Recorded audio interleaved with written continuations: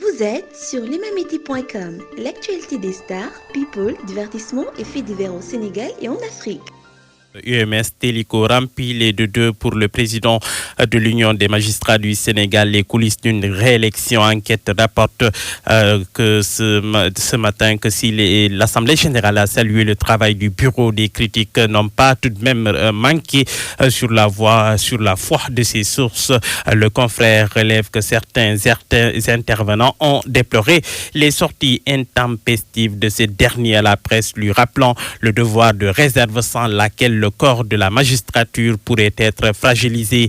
Les critiques sont revenues aussi sur la collaboration avec la société civile dans l'organisation de certains séminaires invitant alors là à la prudence pour ne pas se laisser entraîner par des agendas cachés. Mais ce n'est pas tout. Au-delà de la reconduction de Souleymane Télico, l'AG de l'UMS a été encore une tribune de revendications et de promesses, estime le journal Le Quotidien. Télico liste d'ailleurs les mots de la justice. Malick Sall privilégie le dialogue. Absence de siège digne du nom pour la Cour suprême, palais de justice de Dakar et de Louga, pitoyable précarité, promiscuité. Sur ça parle de vérité crue de Souleymane Télico. Les nouveaux dossiers de la justice. Le Quotidien parle d'élargissement du Conseil supérieur de la justice et de l'accès au casier judiciaire. C'est sur la foi des promesses ou plutôt des chantiers du ministre garde des Sceaux Malick Sall. Sur ce point, les décrets d'application des lois organiques portant statut des magistrats et sur le Conseil supérieur de la magistrature ont été enrôlés dans le circuit d'adoption du Conseil des ministres. La plainte du Congrès de la Renaissance démocratique CRD contre Aliou Sall, Franck Timis entre autres. Révélation du journal Les Échos ce matin. Le doyen des juges a transmis le dossier au procureur de la République. Le confrère remarque dans la foulée que Samba Sall attend les réquisitions de Serigne Bassirou Gueye pour ouvrir une information judiciaire s'il y a lieu. Le confrère remarque toujours, il parle de première victoire du CRD parce que le doyen des juges n'est pas lié par les observations du parquet. Aliou Sall, toujours où l'humiliation de sa vie, chahuté hier au stade Amadou Barry. Le journal Les Échos rapporte parrain du tournoi départemental en tant que maire de Guédiawaye. Il a voulu honorer de sa présence la finale, mais mal lui en a pris. Les jeunes l'ont hué, vilipendé et chahuté quand il est entré au stade.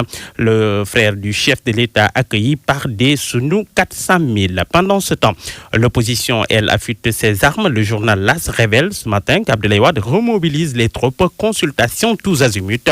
Fan résidence, le pape du Sopi fédère l'opposition autour de sa personne pour des combats futurs. Aux élections locales prochaines à Guédiawaye, enquête informe que ce sera Aliou Sall contre tous. 11 partis politiques et mouvements citoyens du département de Guédiawaye ont décidé de se regrouper pour porter la candidature du responsable de l'APR de la commune de Golf, Lat Diop, à la tête de la mairie. À la une du journal L'Observateur, incroyable tragédie en France, l'insoutenable drame d'une mère sénégalaise.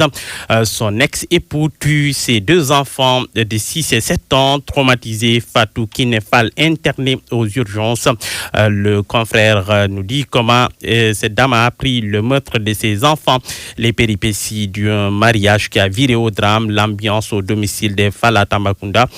Tout cela à lire dans l'Observateur de ce matin. Dans l'Observateur de ce matin, cher Omar Anne aussi, le ministre de l'Enseignement supérieur qui s'entretient avec nos confrères. Il dit Abdoul Mbaye a été promu DG d'une banque d'État parce que le président Diouf était son parrain depuis 4 ans. Il dit je suis le Sénégalais le plus attaqué, Babacar. Le groupe ISM, leader de la formation en Afrique de l'Ouest, vous a offert la revue de presse.